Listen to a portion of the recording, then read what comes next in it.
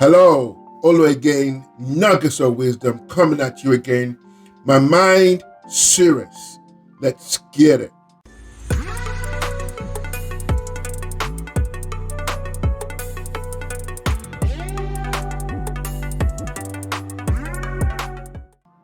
Welcome back. While the lead, please like, share, hit the notification bell for new content.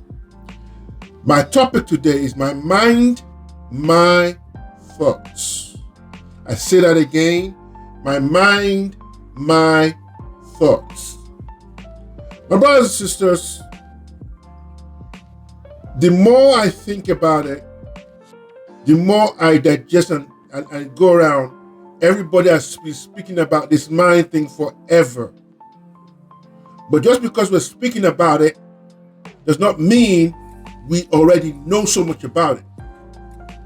We do not know the extent of how our thoughts actually control how we move, how we think, how we process. We don't understand the depth of what is going in our minds over a period of time.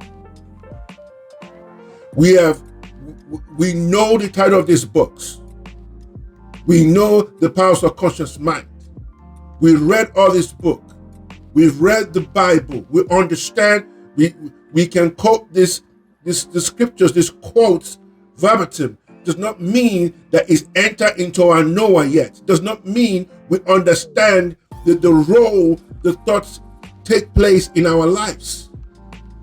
This my mind, my thought thing. The more I'm thinking about it, the more I'm thinking about. I don't think, as much people say that somebody is so much brilliant.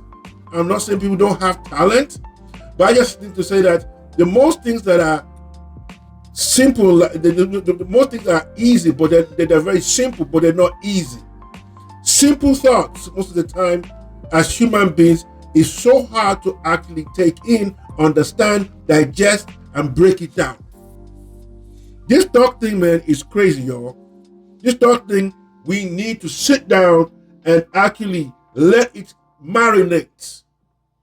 Let me make a joke. You remember when Thanksgiving, when they want to do turkey, they put seasoning on it. Some people live for 2 or 3 days. So my answer to you, and they want the seasoning to go into every crevice of the turkey.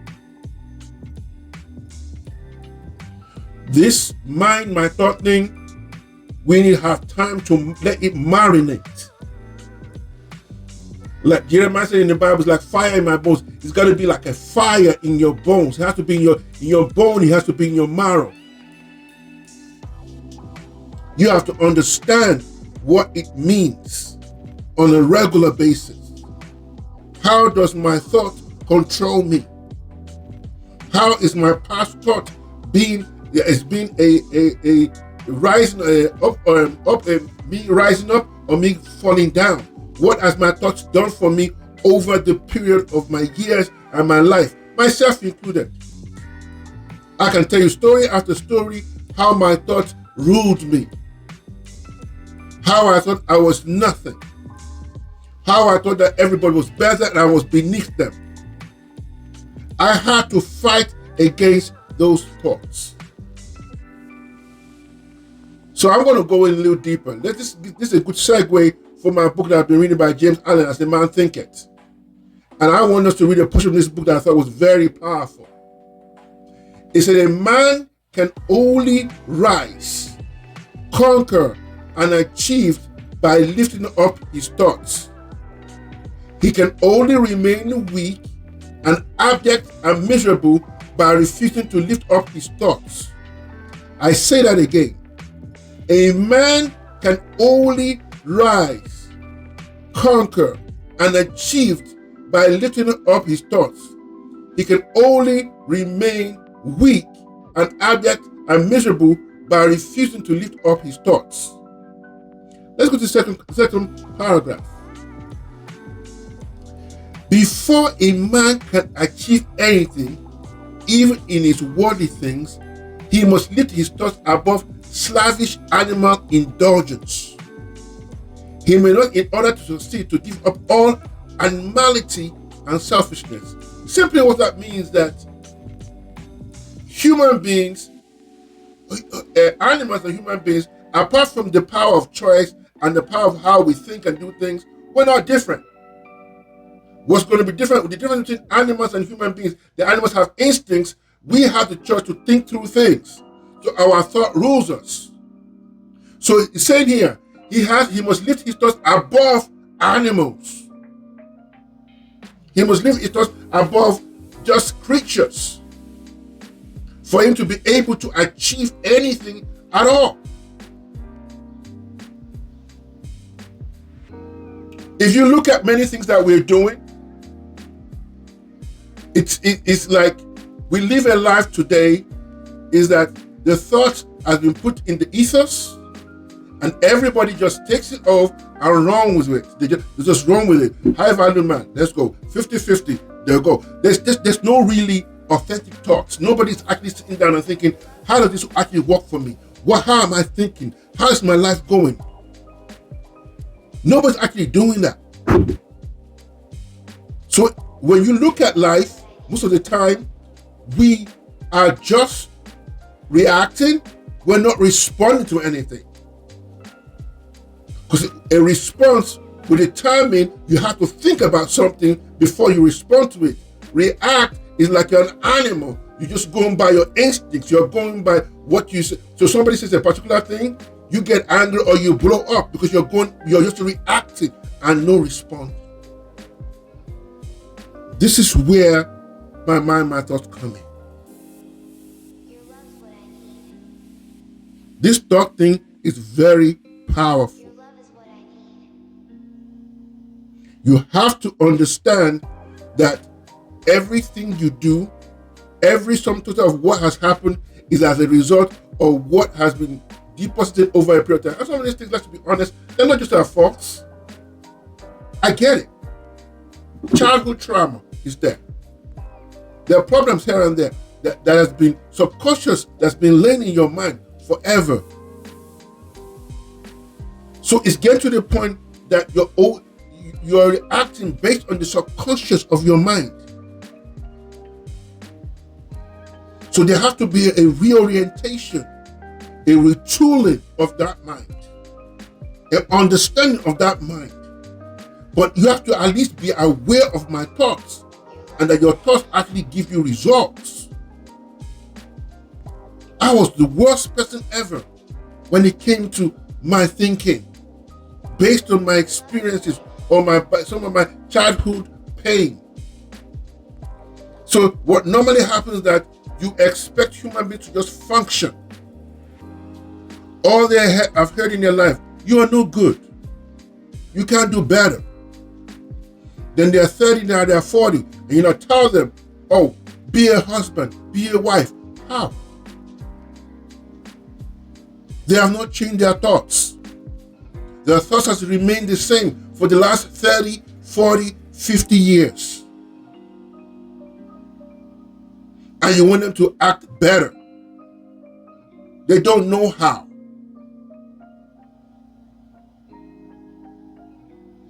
There was a book I was reading, I think The Power of Becoming Yourself, by John DePerso. I'll try and remember the title. I put it in the description. He mentioned something about how the patterns of your life becomes like a weave.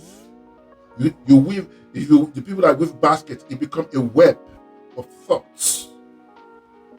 And those web of thoughts now become, it's now solid. It's now become, it's so solid to the point whereby now you have to untie those webs of thoughts that you have had over the years in your life. So let's say, for example, if in a family, all they know is abuse.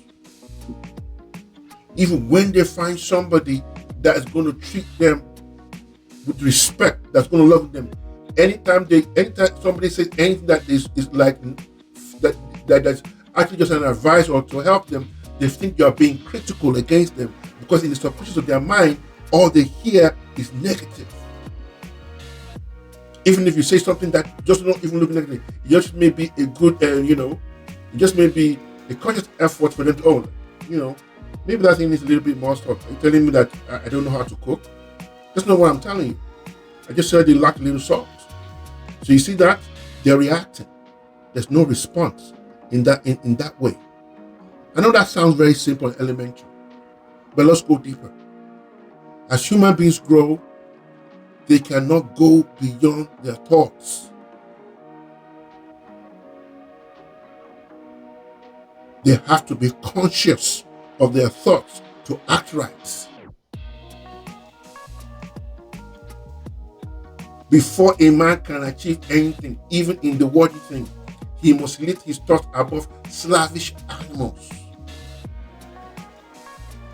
He must do those things. Guide your thoughts. What is your thoughts? Do the things that you need to do so you can understand it properly. So let's go with the first point. I'm going to give 3 things and I'm going to be out of your way. Number 1, you have to be the policeman of your thoughts. You have to look at what you receive. What am I putting into my mind that I'm thinking the way I'm thinking?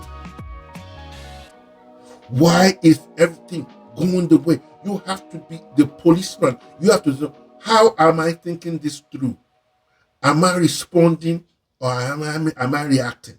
Number 2, you need to get to a point that you track your results of your thoughts. Maybe if I act this way, let me see there's going to be some return on investment of how I'm thinking. Lastly, do it over and over again.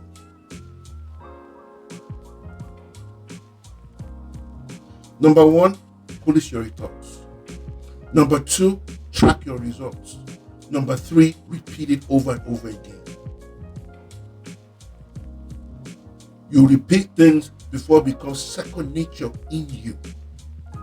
This is not a fairy tale. This is your life, my brother. Why am I thinking the way I'm thinking? Question some things. I guess you get the drift, man. It's always again. Nuggets of wisdom. I'm out.